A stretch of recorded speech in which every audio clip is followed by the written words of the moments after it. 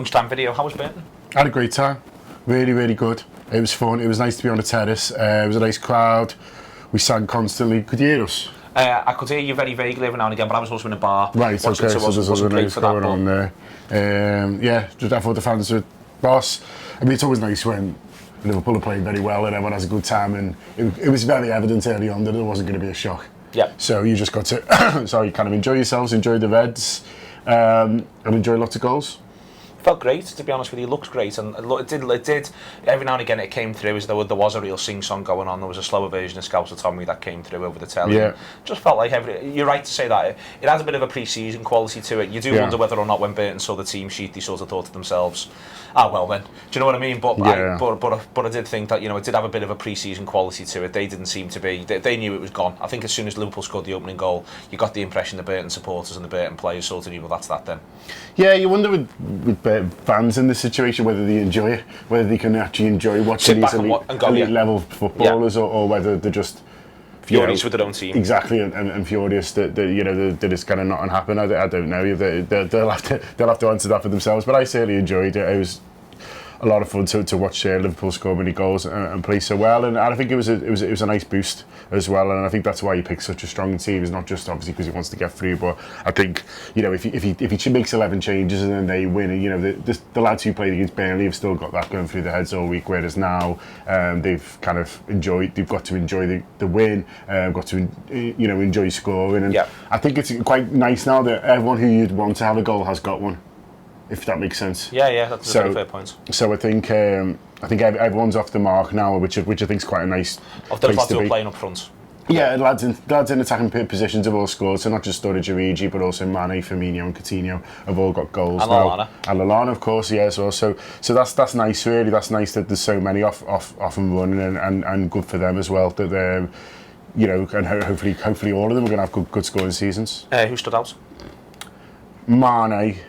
I thought Mane was terrific. I thought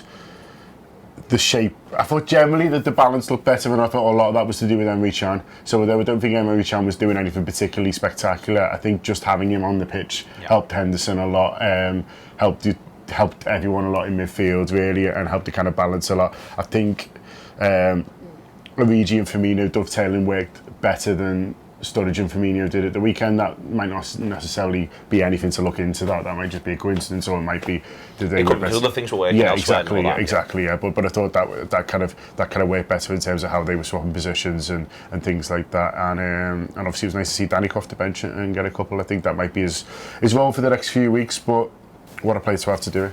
He's given himself a little bit of a selection headache for the weekend, really, hasn't he? Because he's not featured Coutinho there. Wijnaldum starts from the bench.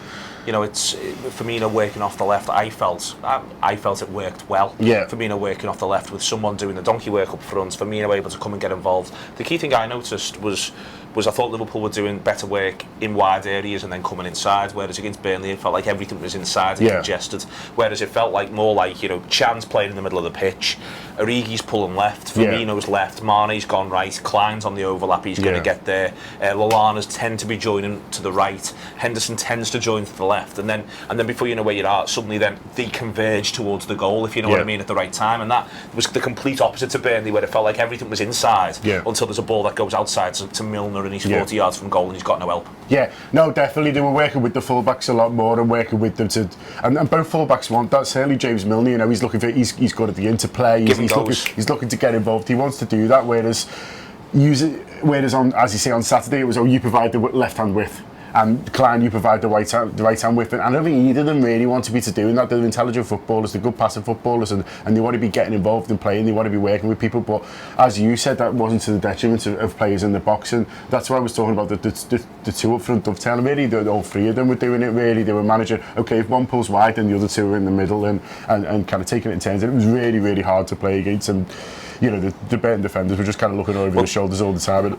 not really sure who they should be marking. I said this on the Pink that when we could hear the commentary where we were watching it, there was this thing that I can't even know who the expert summariser was next to the commentator, but he kept saying about how Burton have got to talk more and all this sort of stuff. And I felt a bit sorry for the Burton players in this because the movement's everywhere. Yeah. This idea that you've got to hold a better line or talk more. Well, you've got two running off your back, one running in front of you, one cutting across. And one of the best things you can do with defenders who aren't quite as good as you is just confuse them. Yeah. And we've all played against lads who are better than us. Yeah. And the main thing you take from it isn't that you get nutmegged loads, although I do tend to. It's actually that movement round you just completely undoes you, and you are literally you're like turning your head like, oh, where's he gone now? And someone's shouting, and you're like, I know I'm not marking him, mate. I just don't know where he is. Yeah. And that's at the very highest level, which is where Liverpool are and Burton aren't. But that must be. I just got the impression they're playing three at the back. There's the two wing backs, and I got the impression that was just killing them. Like, have they always got an option? That's what they seem to be looking at. They were looking at Liverpool going, have they always got an option? How's there always someone there? How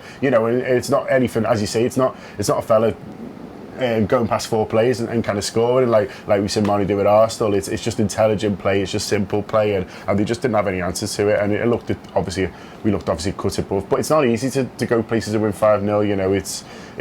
Liverpool haven't found it easy over the years, so I think they do deserve credit, even though it was obviously quite a bit ahead of what Burton are normally used to playing at. The manager after the game confirmed, it seemingly confirmed with his language, it's being reported as he confirmed that there are no secrets and that Saka is available for loan. Really? Yeah, Did he say that? Yeah, he said that after the game, yeah. I mean, well, everyone knew, didn't they? And the half-time Matthew recorded it, and then James Pearce, apparently got in touch with the club and said, I don't know. I thought Matip looked good though. I expect Matip to start at the weekend now. I think they'll look to start playing him and Lovren as a pair as soon as possible now. Expect Milner to start at the weekend. Yes, I do. Yeah, and then. So you're just looking at it and saying, well, is there enough defensive cover there? Is there enough bodies? I mean, Lucas Leiva looks like he's going to stay. You can't even get a look in at the moment. Well, what's interesting, the language that's being used around this loan is that it's a short-term loan. Right. They're not using the phrase season long, at least at the moment. That was what was in the echo before, short-term loan. Yeah. So it might be that it's something up until Christmas, or something like that, which would. I think if he goes season long, then I think it's Liverpool career's over. His Liverpool career's over. If he goes to Christmas, then there's every opportunity. There is the chance that they're thinking, well, he'll come back in. He could come back in at that point and reassess then on his fitness or something like that. Because the use of short term is the departure in the language in terms of what might be going on. Yeah, I mean that's more positive for him and his Liverpool career. The only issue with that is, well, who's going to take him then? So if you're a decent club, you think, well, what we get this fella fit and then we send him back to you. Sort that,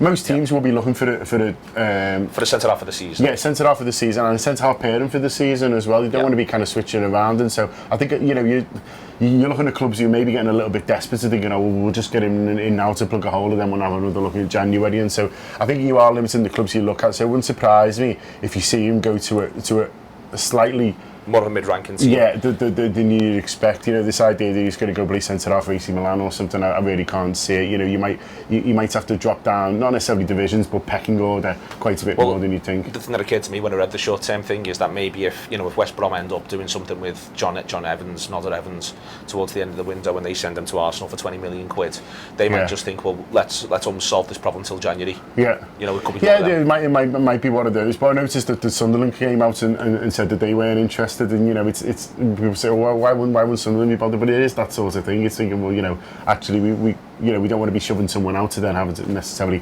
to bring them back in. So I don't know. Watch the space. Watch the space, indeed. Balotelli being linked with everybody under the sun very, very quickly. Everton, Manchester United and Nantes, none of which looks anywhere near likely to happen. He's not going to Everton. He's not going to Everton, he's not going to Manchester United, and he's not going to Nantes because they denied it 40 minutes later and said nothing to do with us. Basically, if you haven't had time to ask, but I can assure you this isn't happening. The non-press team made one phone call and went, absolutely not. I've got no idea where he goes. Well, he was into 6-4 at one point to join Everton last night. That was the talk in the pub. 6-4 he was to join Everton. Oh man, I seriously, where does he go? I've got no sense of where he goes and plays his football. We've got Danny Ings not getting off the bench there. There's no way he's getting anywhere near, even training with the first team at Liverpool. I genuinely don't know. Christy Benteke's got more chance of playing for Liverpool this season than Balotelli has. I don't know. I can't pick a club for him. Oh, I don't know. America, look. Run to the USA. I just think, oh, good lord.